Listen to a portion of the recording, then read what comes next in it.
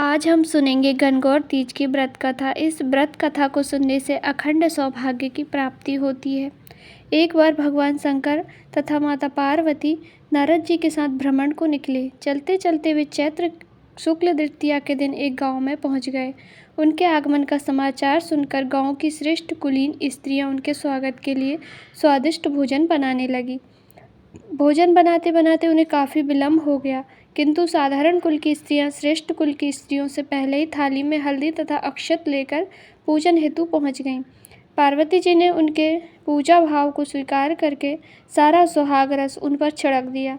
वे अटल सुहाग प्राप्ति का वरदान पाकर लौटी। तत्पश्चात उच्च कुल की स्त्रियां अनेक प्रकार के पकवान लेकर गौरी जी और शंकर जी की पूजा करने पहुंची। सोने चांदी से निर्मित उनकी थालियों में विभिन्न प्रकार के पदार्थ थे। उन स्त्रियों को देखकर भगवान शंकर ने पार्वती जी से कहा, तुमने सारा सुहाग रस तो साधारण कुल की स्त्रियों को दे दिया, अब इन्हें क्या दोगी?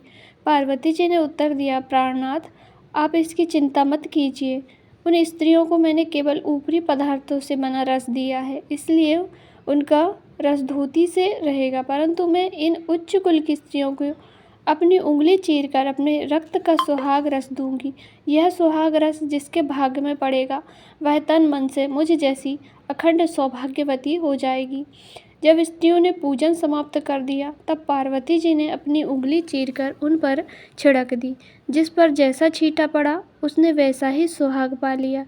तत्पश्चात भगवान शिव की आज्ञा से माता पार्वती नदी तट पर स्नान किया और बालू की शिव मूर्ति बनाकर पूजन करने लगी। पूजन के बाद बालू के पकवान बनाकर शिव जी को भोग लगाया। प्रदक्षिणा करके नदी तट की मिट्टी से माथे पर तिलक लगाकर 2 कण बालू का भोग लगाया।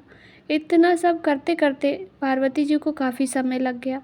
काफ़ी देर बाद जब वे लौट कर आईं तो महादेव जी ने उनसे देर से आने का कारण पूछा। उत्तर में पार्वती जी ने झूठ ही कह दिया कि वहाँ मेरे भाई भानाजादी मायके वाले मिल गए थे, उन्हीं से बातें करने में देर हो गई। परंतु महादेव तो महादेव ही थे, वे कुछ और ही लीला रचना चाहते थे। अतः उन्होंने पूछा, पार्वती, तुमने नदी के तट पर पूजन करके किस चीज़ का भोग लगाया था? तो स्वयं कौन सा भोग ग्रहण किया था, खाया था? स्वामी, पार्वती जी ने पुनः झूठ बोल दिया। मेरी भानज ने मुझे दूध भात खिलाया, उसे खाकर मैं सीधी यहाँ चली आ रही हूँ।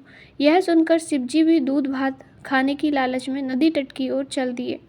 पार्वती दुविधा में पड़ गईं। तब उन्होंने मन ही मन मौन भाव से भगवान शंकर, भोले शंकर का ध्यान किया और प्रार्थना की, हे भगवान, यदि मैं आपकी अनन्य दासी हूँ तो आप इस समय मेरी लाज रखिए।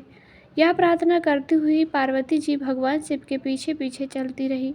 उन्हें दूर नदी के तट पर माया का महल दिखाई दिया। उस महल के भीतर पहुंचकर वे देखती हैं कि वहां शिव जी के साले तथा सलहज आदि सपरिवार उपस्थित हैं। उन्होंने गौरी तथा शंकर का भाव भीमा स्वागत किया। 2 दिनों तक वहां रहे। तीसरे दिन पार्वती जी ने शिव से चलने के लिए कहा, पर शिव जी तैयार न हुए। वे अभी और रुकना चाहते थे। तब पार्वती जी रूठकर अकेली ही चल दी। ऐसी हालत में भगवान शिव जी को पार्वती जी के साथ चलना पड़ा। नारद जी भी साथ चल दिए। चलते चलते वे बहुत दूर निकल आए। उस समय भगवान सूर्य अपने धाम पश्चिम को पधार रहे थे। अचानक भगवान शंकर पार्वती जी से बोले, मैं तुम्हारे मायके में अपनी माला भूल आया हूँ।